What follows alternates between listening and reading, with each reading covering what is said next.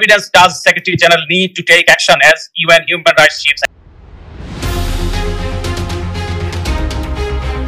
অতিরিক্ত শক্তি প্রয়োগ মানবাধিকার লঙ্ঘনের তথ্য প্রমাণ পেয়েছে জাতিসংঘ, প্রয়োজনে ম্যান্ডেট অনুযায়ী পদক্ষেপ নিতে প্রস্তুত। প্রিয় দর্শক, ব্রেকিং নিউজ জানতে সম্পূর্ণ ভিডিওটি দেখতে থাকুন। জাতিসংঘ থেকে নতুন একটা হুঁশিয়ারি বার্তা দেওয়া হয়েছে এবং অতি শীঘ্রই প্রধানমন্ত্রী শেখ হাসিনার পদত্যাগ তারা চাচ্ছে এবং পদত্যাগ করে নতুন করে নির্বাচনের আহ্বান জানিয়েছে। কি বলছেন তারা বিস্তারিত চলেন দেখে আসি। বাংলাদেশের কোটা সংস্কার আন্দোলনে অদ্ভুত পরিস্থিতিতে নিবিড় নজর রাখছে জাতিসংঘ। মহাসচিব অ্যান্টোনিও গুতেরা আন্দোলনরত শিক্ষার্থীদের বিরুদ্ধে নিরাপত্তা রক্ষাকারীদের অতিরিক্ত শক্তি প্রয়োগ এবং মানবাধিকার লঙ্ঘনের বিশ্বাসযোগ্য তথ্য প্রমাণ পেয়েছেন।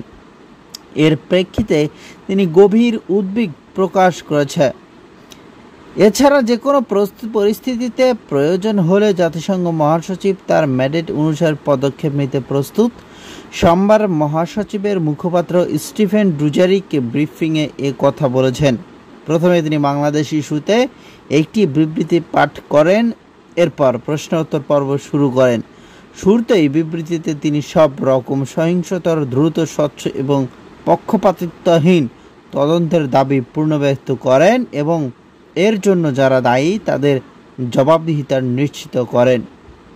দর্শক শ্রোতা, এই ভিডিও সম্পর্কে মতামত দিবেন এবং জাতিসংঘ কি করতে পারে সেটা আমরা সকলেই জানি এবং প্রধানমন্ত্রী শেখ হাসিনাকে যেভাবে চাপ দেওয়া হচ্ছে, প্রধানমন্ত্রী শেখ হাসিনা এবার পদত্যাগ করবে কিনা, আপনাদের মতামত কি সেটা কমেন্টে জানাবেন।